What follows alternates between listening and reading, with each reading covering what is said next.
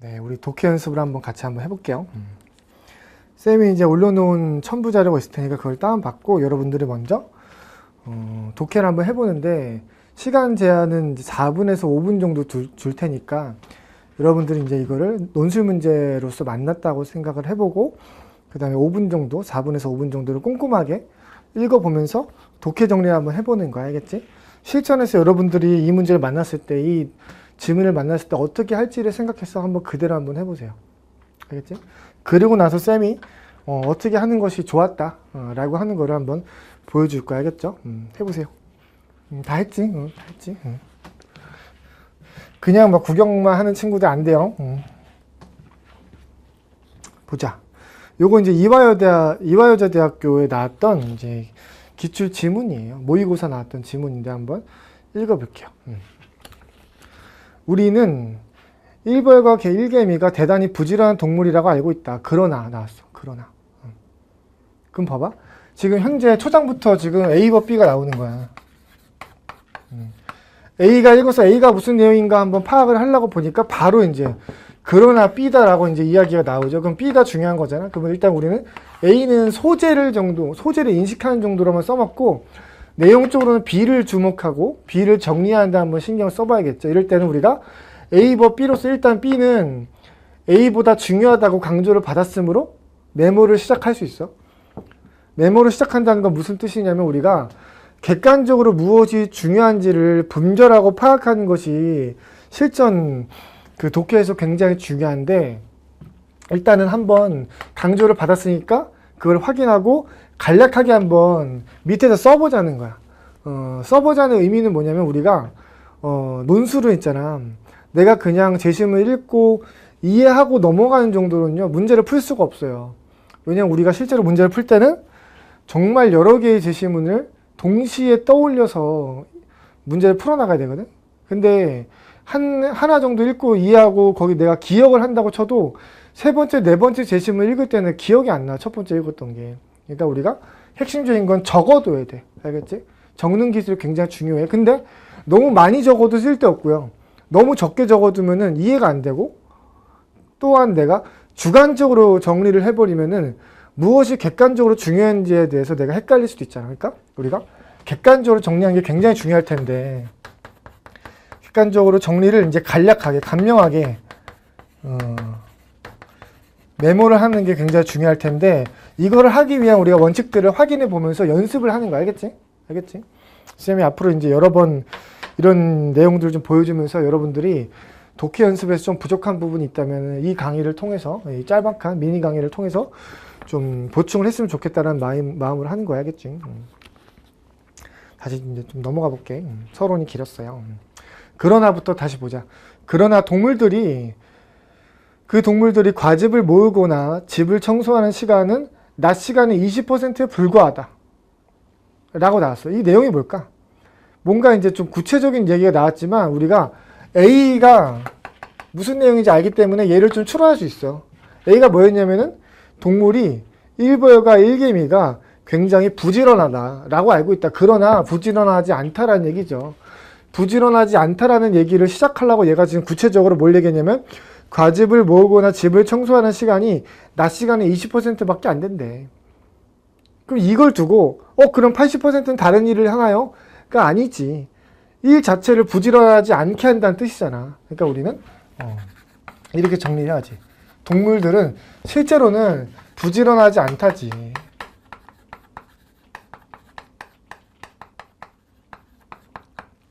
요게 지금 핵심인 거지. 그거를 지금 뒷받침하기 위해서 요 얘기를 한 거잖아. 과즙을 모으거나 집을 청소하는 시간 별로 없어요. 그 외의 시간에는 그치. 할 일을 적어둔 쪽지를 잃어버리고도 걱정조차 하지 않는 게으름뱅이처럼 일은 안 하고 빈둥거리기만 한다라고 이제 여기서 확인사살 해주잖아. 부지런하지 않다는 거지. 부지런하지 않다. 개미나 벌이 근면한 동물의 대명사로 불리게 된 것은 오해죠. 벌집이나 개미집 전체가 보여주는 번잡함 때문인 듯하다. 실제로는 부지런하지 않다. 지금까지 봐봐. 우리가 처음에 부지런하지 않다라는 거를 한번 정리했지. 그 다음에 지금 계속 뭘 하고 있냐면은 이 명제를 중심으로 나머지 구체적인 내용들을 껴맞춰서 이해하고 있어요. 끼워 맞춰서 이해를 한다고. 이게 논술을 독해하는 방식이야. 알겠지?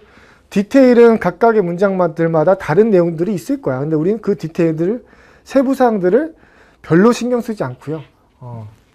한번 강조된 뒷받침 받은 명제를 기준으로 이거를 중심으로 껴맞춰서 해석해서 이해가 되면 넘어가면 돼. 알겠지?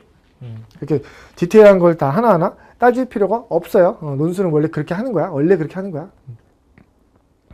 보자. 벌집이나 개미집은 겉보기에는 쉴 새 없이 움직이는 작은 우주 같다. 그건 아니겠죠. 뭐.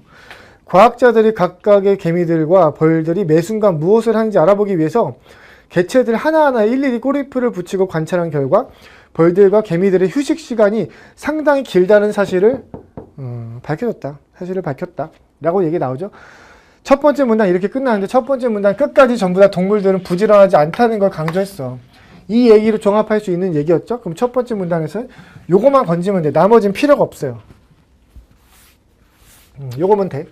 그럼 이제 두 번째 문단 넘어갈 거야. 봐봐. 그럼 두 번째 문단 넘어갈 때 우리가 이미 이 명제가 있잖아. 동물들 사실은 부지런하지 않아. 라는 명제를 중심으로 또 껴맞춰서 읽는 거야. 또 껴맞춰서 읽는 거야. 껴맞춰서 읽는다는 게 뭐야? 결국에는 이 소리를 하기 위한 거잖아. 결국에는 이거랑 같은 뜻 아니야? 라는 걸 껴맞춰서 이해하고 혹시나 이 얘기로 귀착되지 않든지 귀결되지 않든지 아니면 전혀 새로운 논리나 내용이 나오면은 그때 가서는 새롭게 주목을 해야겠지. 하지만 그 전까지는 껴맞추면 돼. 보자. 인간은 두 번째 문단. 다른 동물에 비해 일하는 시간이 많은 인간 얘기죠. 다른 동물에 비해서 일하는 시간이 많을 뿐 아니라 문화권에 따라 노동 시간도 상당히 다르다. 그러니까 아마 상당히 다르지만 아마도 많다는 거겠지. 지금 동물이랑 대비해서 인간의 노동에 대해서 얘기를 하고 있어요. 그럼 부지런하지 않다니까 얘는 뭐겠어? 대비하는 중이잖아. 인간은 부지런하지. 인간은 부지런하다. 물론 문화권에 따라서는 이 부지런한 정도는 차이가 있겠지만 핵심은 뭐야? 인간은 부지런한 거야. 그지? 프랑스인은 1년에 평균 1646시간을 노동하지만 일본인은 2088시간 노동한다. 그렇지. 뭐 프랑스랑 일본은 문화권에 따라서 노동시간 달라. 하지만 이들 전부 다 노동을 무지하게 많이 한다는 정도는 지금 우리가 예와의 대비를 통해서 파악할 수 있는 보편적인 핵심인 거예요. 요 정도 파악하고 넘어가면 돼. 물론 조금씩은 다르다는 얘기는 할 수 있어. 인간 세 번째 문단. 인간이 부지런할 수 있는 것은 인간이 부지런할 수 있는 것은 하고 세 번째 문단에서 두 번째 문단의 핵심은 이렇게 역시나 부지런하다는 걸로 짚어주면서 넘어갔어. 확인을 했어. 근데 있는 것은 뭐뭐이기 때문이다 라고 했어. 이제 요게 주장이네. 그럼. 이게 이제 주장인 거고요. 여기에 대해서 지금 이유를 대고 있어. 이유를 대고 있어. 이유가 뭐야? 다른 동물들과 달리 쉬고 싶은 충동을 억제할 수 있기 때문이래. 인간은 뭐가 돼? 휴식에 대한 충동을 억제할 수 있대. 휴식 충동을 억제할 수 있다 정도가 지금 이유로 등장한 거야. 그래서 이 이유가 뒷받침하는 건 뭐야? 인간은 부지런하다고요. 오케이? 그럼 역시나 얘가 제일 중요한 거고 그 다음에 여기에 대한 논리적인 이유, 논거로서 휴식 충동을 억제할 수 있다라는 게 나왔어. 인간은 졸리면 커피를 마시고 따뜻하면 잠이 쏟아질 때는 난방기를 끈다. 이게 뭐야?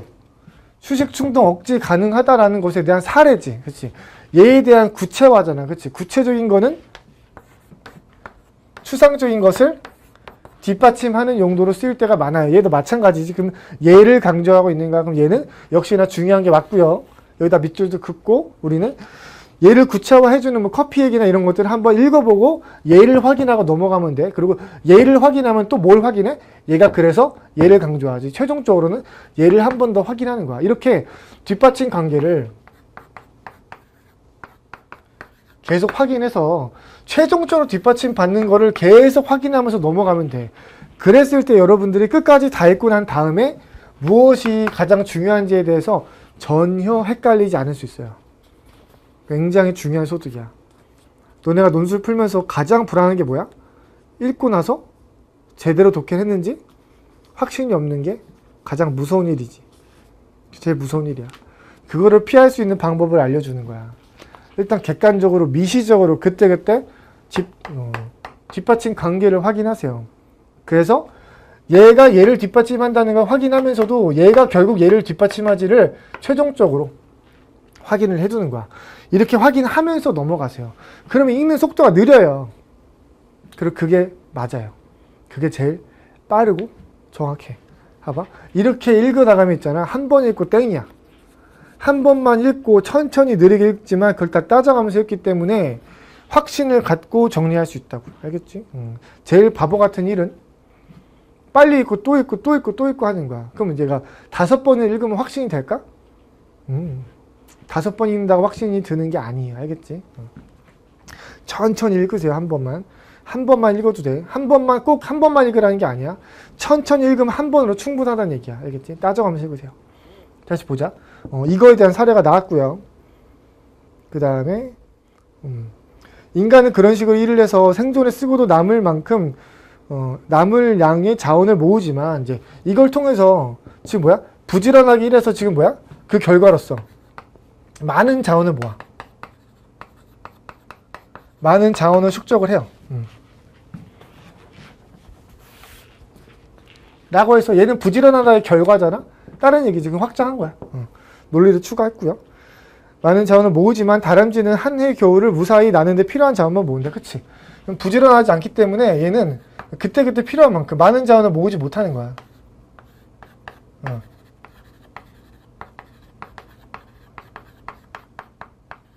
당장 필요한 만큼만 모으는 거야. 얘는 이제 정말로 이제 잉여 자원을 많이 축적하는데 지금 그 목적이 있는 거죠. 동물 중에서 학비나 실직 수당, 구식 레코드를 컴팩트 디스크로, 아마 CD죠. 바꾸는데 필요한 돈을 걱정하는 것은 인간뿐이다.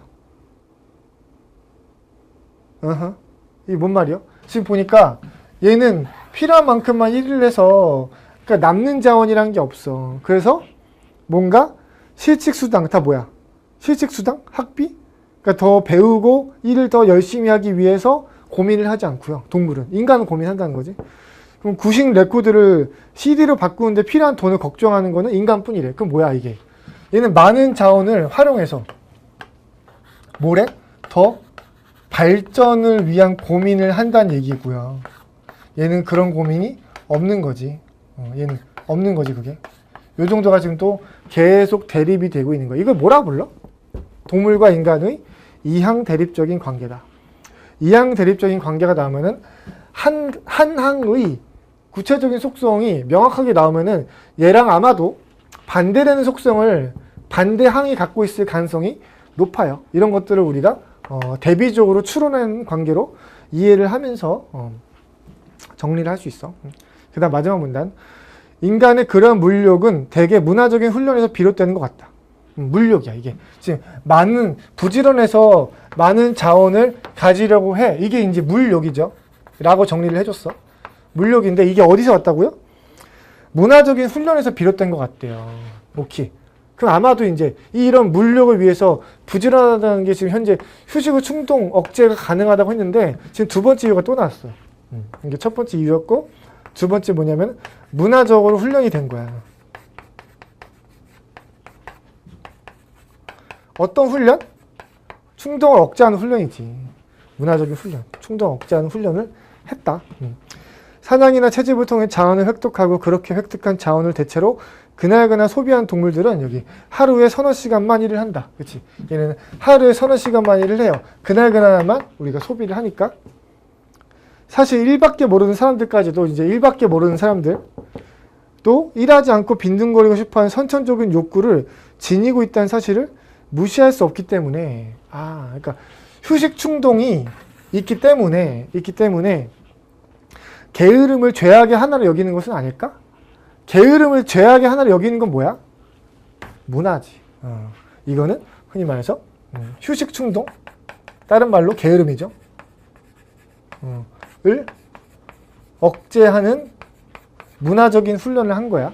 그래서 이거 덕분에 그리고 이게 가능하고 이걸 문화적으로 훈련을 해서 인간은 항상 부지런하죠. 그래서 많은 자원을 얻어서 정리를 하고 이게 이제 물력으로서 나타나는 거고 그걸 통해서 이제 아마도 이제 발전에 대한 고민을 하는 유일한 동물이겠죠. 다른 동물들은 이런 고민을 안 하겠죠. 정도가 지금 나왔어. 이러고 이제 글이 끝났네. 봐봐. 이제 글이 끝났으면 이제 어떤 친구들은 이렇게 정리를 할 거야. 앞에서부터 순서대로 중요한 내용들을 우리가 이제 지금 봐봐. 쌤이 순서대로 쓴 거야. 어느 정도 순서는 반영이 돼 있겠지만 실제로 우리가 논술에서 중요하게 정리를 할 때는요. 이거를 두 가지식으로 재구성을 해서 정리를 해야 돼. 왜냐면 두 가지씩 재구성을 해서 요약을 해야지 우리가 더 높은 점수를 받을 수 있거든. 두 가지식을 좋아하신단 말이야, 교수님들이. 그럼 우리가 이 중에서 가장 최종적으로 뒷받침 받은 결론이 무엇인가를 우리가 찾아내야 돼. 뭐야? 얘네 둘이 뭘 강조해? 인간은 결국에는 부지런하다라는 요 명제를 최종적으로 뒷받침을 해주고 있죠. 얘가 제일 중요한 거지. 그러면은 재심은 뭐 얘기가 가라고 해볼까? 재심은 가는 인간이 부지런한 존재라고 주장한다, 설명한다. 이게 가장 첫 번째로 나와야 돼. 선생님, 얘는 왜 첫 번째로 안 나와요? 우리 실제 글에서는 얘가 첫 번째로 나왔지. 얘 왜 첫 번째로 안 써? 두 가지씩 재구성하는 과정에서 결론을 첫 번째 문장으로 뺐잖아. 왜 두 가지씩이니까. 그럼 얘는 뭐야? 얘는 인간과 대비를 통해서 이 주장을 조금 더 강화해주는 부연이잖아. 부연, 상술이잖아. 그러니까 얘는 뒷받침에 해당한다고 얘 첫 번째 문장으로 나올 수가 없어요. 그 순서대로 쓰는 게 아니라고. 알겠지? 얘 첫 번째 문장. 그러면은 얘가 얘에 대한 이유가 이거 두 개죠. 얘네 두 개를 우리가 뒷받침으로 부연해주고 붙여주고 그 다음에 얘도 이제 나올 수도 있겠지. 얘는 근데 우리가 요약을 할 때 분량이 좀 모자란다 싶으면 얘 굳이 얘기 안 해도 돼. 왜 동물이 주인공이 아니잖아. 실제 이 제시문은요. 동물의 속성에 대해서 이야기하려고 말하는 게 아니야. 나온 제시문이 아니야. 인간이 그렇게 부지런한 걸 강조하기 위해서 동물을 대비시켜서 보여주고 있는 얘는 도구에 불과해요. 알겠지? 그러니까 우리가 분량이 만약에 모자란다면은 얘는 안 써도 되는 겨. 안 써도 돼. 더 중요한 건 뭐야? 인간이 부지런해. 그 왜 그래? 거기에 대한 이유죠. 주장과 이유. 이거 두 개가 요약을 할 때 더 우선순위가 돼요. 이유가 있다면 이유가 더 우선순위야. 그러면 주장 먼저 쓰고 첫 번째 문장, 그 다음에 두 번째 문장, 세 번째 문장으로 나머지. 인간이 휴식 충동 억제할 수 있는 그 가능성이 있고 이에 대해서 문화적으로 훈련을 받아왔기 때문이다. 그래서 인간은 늘 부지런한 것이다. 정도까지가 가장 중요한 내용이고 요거 자체에 대한 부연으로서 그래서 많은 자원을 축적할 수 있다는 거는 써줘도 되고 우리가 분량이 모자라다면은 얘도 이제 부차적인 거야. 그래서 가장 중요한 뼈대는 얘, 그 다음에 얘네 두 개였다. 정도로 우리가 정리를 할 수 있겠죠. 그래서 우리가 두 가지식으로 재구성한다고 할 때는 뭐냐면은 이런 거야. 글 전체에서 최종적인 결론이 무엇인지를 뽑아내서 얘를 첫 문장으로 준다.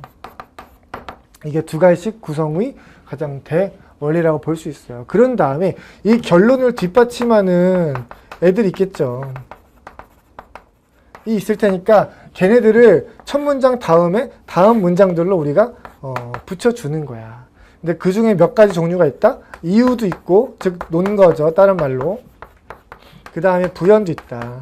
부연은 뭐냐면은 그게 뭔 뜻이야? 에 대한 대답이라고 보면 돼요. 보충 설명이지. 그 다음에 사례도 있다.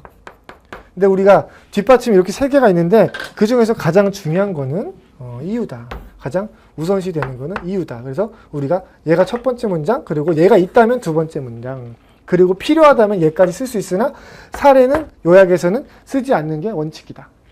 라고 이해를 하면 돼. 알겠지?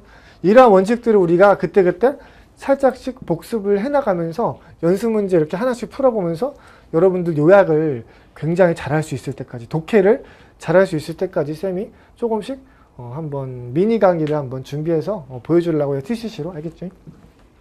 그래서 오늘은 일단 여기까지 첫 번째 문제를 한번 풀어봤고요. 앞으로 쌤이 이제 기회가 되는 대로 많이 보여줄 테니까 독해에서 조금씩 불안했던 친구들은 추가적인 연습 문제로서 요거를 한번 보면 좋겠고요. 혹시나 이제 이런 건 이제 독해를 위한 기본적이고 그 근본이 되는 훈련인 거니까 혹시나 이제 논술을 하지 않더라도 이제 독해력에 좀 보충적인 연습이 필요하다 하는 친구들은 같이 공부를 해봐도 괜찮을 것 같다는 생각이 들어요. 알겠죠? 그래서 오늘도 너무너무 수고 많았고요. 이제 남은 시간 또 이제 열심히 공부해서 뿌듯하게 하루 마무리 하시기 바랍니다. 네, 고생했어요.